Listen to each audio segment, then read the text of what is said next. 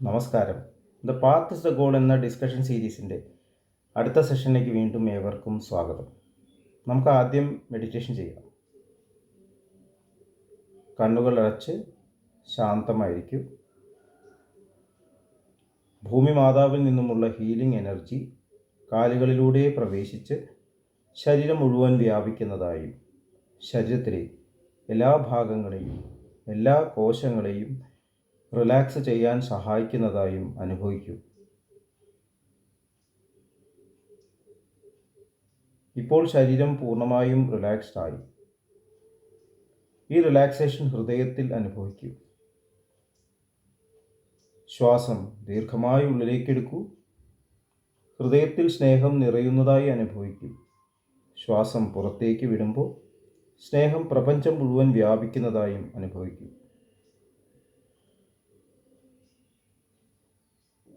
ഹൃദയത്തിൽ കുടികൊള്ളുന്ന സ്നേഹത്തിൻ്റെ സ്രോതസ്സിൽ നിന്നും ഉദ്ഭവിക്കുന്ന ദിവ്യപ്രകാശം മനസ്സിനെ ആകർഷിക്കുന്നതായി അനുഭവിക്കൂ. ആ ദിവ്യപ്രകാശത്തിൽ ധ്യാനം ആരംഭിക്കൂ. മനസ്സിൽ ചിന്തകൾ വരുന്നുണ്ടെങ്കിൽ മൃദുവായി അവയെ അവഗണിക്കുക. ദിവ്യപ്രകാശത്തിൽ ധ്യാനം തുടരുക. Please start meditation.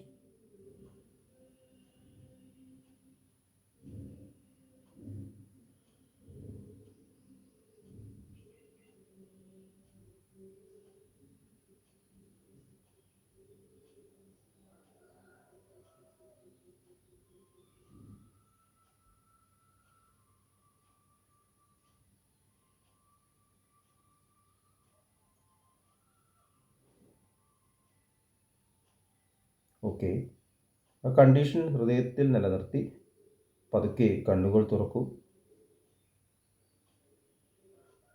എല്ലാവരെയും ഹാർദമായി ഹാർട്ട്ഫുൾനെസ് സഹജമാർഗ് മെഡിറ്റേഷൻ സിസ്റ്റത്തിലേക്ക് സ്വാഗതം ചെയ്യുന്നു. എങ്ങനെ ജോയിൻ ചെയ്യാം എന്നത് ഡിസ്ക്രിപ്ഷൻ ബോക്സിൽ കൊടുത്തിട്ടുണ്ട്. നമ്മൾ വിശ്വാസം എന്നുള്ള പദം പലപ്പോഴും ഉപയോഗിക്കാറുണ്ട്. ഈശ്വരനിലുള്ള വിശ്വാസം, സുഹൃത്തിലുള്ള വിശ്വാസം, പലതരത്തിലുള്ള വിശ്വാസമുണ്ട്. എന്താണ് യഥാർത്ഥത്തിൽ വിശ്വാസം എന്ന് പറഞ്ഞാൽ? ഇംഗ്ലീഷിൽ ബിലീഫ്, ട്രസ്റ്റ്, ഫെയ്ത്ത് എന്നുള്ള 3 പദങ്ങളുണ്ട്. 3ഉം വിശ്വാസം എന്നുള്ള വാക്കുകൊണ്ടാണ് മലയാളത്തിൽ പറയുന്നത്. പക്ഷെ ഇത് 3 ലെവൽസാണ്. ഇതിനേക്കാളും എല്ലാം ഉപരി ശ്രദ്ധ എന്നുള്ളൊരു പദമുണ്ട്. ഭഗവത്ഗീതയിൽ ഭഗവാൻ ശ്രീകൃഷ്ണൻ ശ്രദ്ധയെക്കുറിച്ച് പറയുന്നു. നമുക്ക് ഈ പദങ്ങളൊന്ന് ഇൻട്രോസ്പെക്റ്റ് ചെയ്ത് നോക്കാം. എന്താണ് വിശ്വാസം എന്ന് പറഞ്ഞാൽ? ഞാൻ എന്തിനെങ്കിലും വിശ്വസിക്കുന്നു എന്ന് പറയുമ്പോൾ എൻ്റെ അടിസ്ഥാനപരമായിട്ടുള്ള ഫൗണ്ടേഷൻ എന്താണ്? ഇതാണ് നമ്മൾ ചിന്തിക്കേണ്ടത്. ഞാൻ ഈശ്വരനിൽ വിശ്വസിക്കുന്നു എന്ന് പറയുമ്പോൾ എന്താണ് അതിൻ്റെ അടിസ്ഥാനപരമായിട്ടുള്ള ഫൗണ്ടേഷൻ? ദാജി ഒരിക്കൽ പലപ്പോഴും ചോദിച്ചിട്ടുണ്ട്, നിങ്ങൾ ഈശ്വരനിൽ വിശ്വസിക്കുന്നു എന്തുകൊണ്ട്? പൂർവികർ വിശ്വസിക്കുന്നതുകൊണ്ട്, നമ്മുടെ സ്ക്രിപ്റ്റേഴ്സ് പറയുന്നതുകൊണ്ട്, എല്ലാവരും പറയുന്നു. ബന്ദർലോഗിൽ റുഡിയാർഡ് കിപ്ലിങ്ങിൻ്റെ ജംഗിൾ ബുക്ക് എന്നുള്ള പുസ്തകത്തിൽ ബന്ദർലോഗിൽ കുരങ്ങന്മാർ പറയും, we all say so it should be true. അതാണ് നമ്മുടെ വിശ്വാസം. എല്ലാവരും പറയുന്നു. പക്ഷെ ഞാൻ പേഴ്സണലായിട്ട് അനുഭവിച്ചിട്ടുണ്ടോ? അച്ഛൻ അനുഭവിച്ചിട്ടുണ്ടോ? അമ്മ അനുഭവിച്ചിട്ടുണ്ടോ? പേരൻസിലോ ഗ്രാൻഡ് പാരൻസോ നമ്മുടെ ചരിത്രത്തിൽ ആരെങ്കിലും ഈശ്വരനെ യഥാർത്ഥത്തിൽ അനുഭവിച്ചിട്ടുണ്ടോ, മനസ്സിലാക്കിയിട്ടുണ്ടോ? അത് ചോദിച്ചാൽ ഇല്ല എന്നാണ് പറയാം. നമ്മൾ ഈശ്വരൻ എന്ന് പറയുമ്പോൾ ഏതെങ്കിലും ക്ഷേത്രത്തിലുള്ളൊരു ദേവത, അല്ലെങ്കിൽ ഏതെങ്കിലും രൂപം, ഏതെങ്കിലും മന്ത്രത്തിൽ നമ്മൾ ഉപാസിക്കുന്ന ഒരു ദേവത, അപ്പം അങ്ങനെ നമ്മൾ ഈശ്വരനെ പറ്റി വിശ്വസിക്കുന്നു. പലപ്പോഴും വലിയ പ്രോഗ്രാംസിന്, TV പ്രോഗ്രാംസിലെ പ്രസിദ്ധരായ ആൾക്കാർ പറയും, ഞാനിപ്പോൾ വിശ്വസിക്കുന്ന ദൈവം ഇതാണ്, ഞാൻ വിശ്വസിക്കുന്ന ദേവി ഇതാണ് എന്ന് പറയും. ഇപ്പം എന്താണ് വിശ്വാസം? അപ്പോൾ ഈ വിശ്വാസം പെട്ടെന്ന് മാറുകയും ചെയ്യും. വിദ്യാഭ്യാസത്തിന് ഒരു ദൈവം, ആരോഗ്യത്തിന് വേറൊരു ദൈവം, സമ്പത്തിന് വേറൊരു ദൈവം, പ്രശ്നപരിഹാരത്തിന് വേറൊരു ദൈവം. അങ്ങനെ നമുക്ക് ഇഷ്ടംപോലെ ദൈവങ്ങളുണ്ട്. ഇപ്പം ആരാണ് ഈ ദേവന്മാരും ദേവികളും? ആരാണ് യഥാർത്ഥത്തിൽ ദൈവം? ഇതെല്ലാം നമ്മൾ മനസ്സിലാക്കേണ്ട ആവശ്യമുണ്ട്. ഇല്ലെങ്കിൽ വിശ്വാസം എന്നുള്ള പദം വളരെ തെറ്റായിട്ടാണ് നമ്മൾ മനസ്സിലാക്കുന്നത്. ഞാൻ ഈശ്വര വിശ്വാസം ഇല്ലാത്തവരാണ്. എനിക്ക് ഈശ്വരത്തിന് വിശ്വാസമില്ല എന്ന് പലരും പറയുന്നുണ്ട്. ഈശ്വര വിശ്വാസം ഇല്ലാത്ത ആൾക്കാർ. കാരണം ഈ ലോകത്തിൽ ഇത്രയും പ്രശ്നങ്ങൾ നടക്കുന്നു. എങ്ങനെയാണ് ഈശ്വരൻ ഉണ്ടാവുക? ഈശ്വരൻ ഉണ്ടെങ്കിൽ എന്തുകൊണ്ട് ഇതിലൊന്നും ഇടപെടുന്നില്ല? ഈശ്വരൻ സ്നേഹമാണെന്ന് പറയുന്നു, പക്ഷേ ഇതിലൊന്നും ഇടപെടുന്നില്ല. ഹിരണ്യകശ്യപു പ്രഹ്ലാദനോട് ചോദിക്കുന്നുണ്ട്. ഹിരണ്യകശ്യപു നമ്മൾ പുരാണം വായിച്ചാലേ, ഭാഗവത പുരാണം വായിച്ചാലേ വലിയൊരു രാക്ഷസനാണ് അദ്ദേഹം. നാട്ടിലെ എല്ലാവരും പറഞ്ഞു ഹിരണ്യായ നമ എന്നേ പറയാൻ പാടുള്ളൂ. വേറെ ഈശ്വരനൊന്നുമില്ല.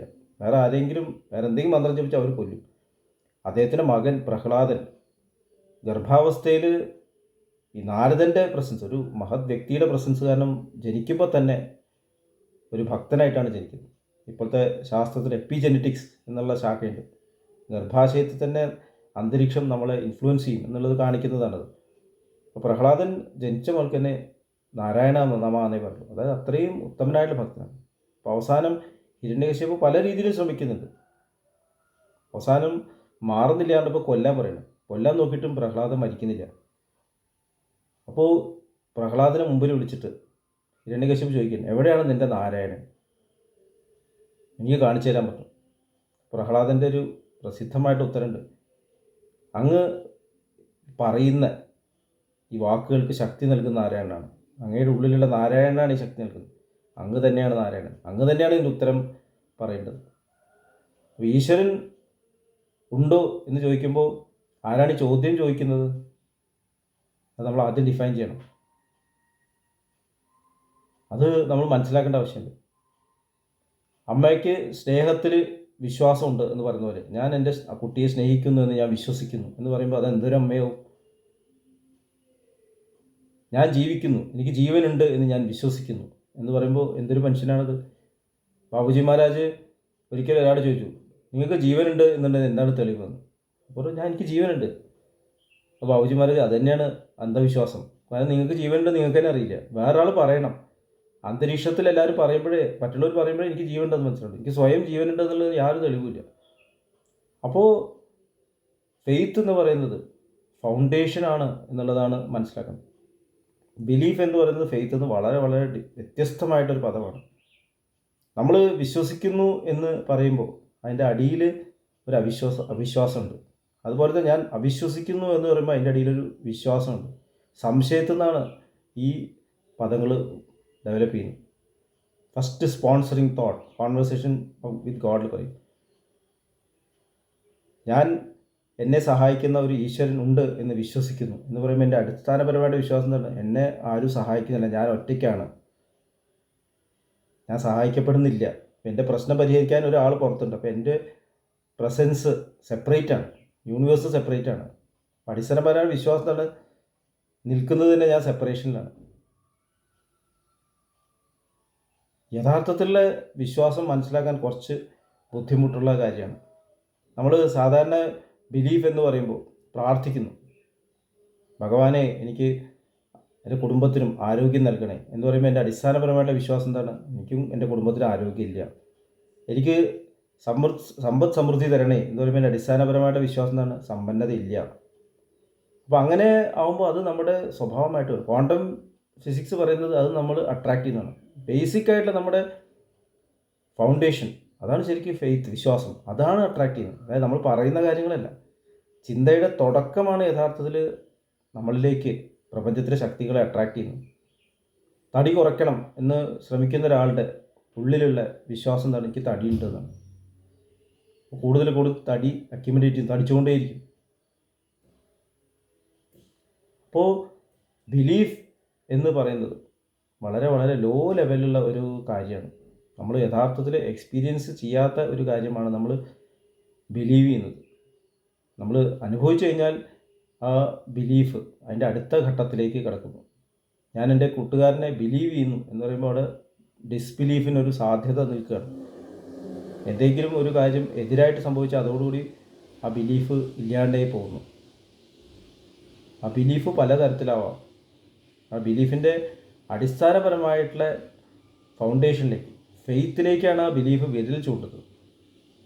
ഇതേക്കുറിച്ചൊന്ന് ഇൻട്രോസ്പെക്റ്റീവ് അടുത്ത സെഷനിൽ ഇതിനെക്കുറിച്ച് കൂടുതൽ നമുക്ക് ഡിസ്കസ് ചെയ്യാം.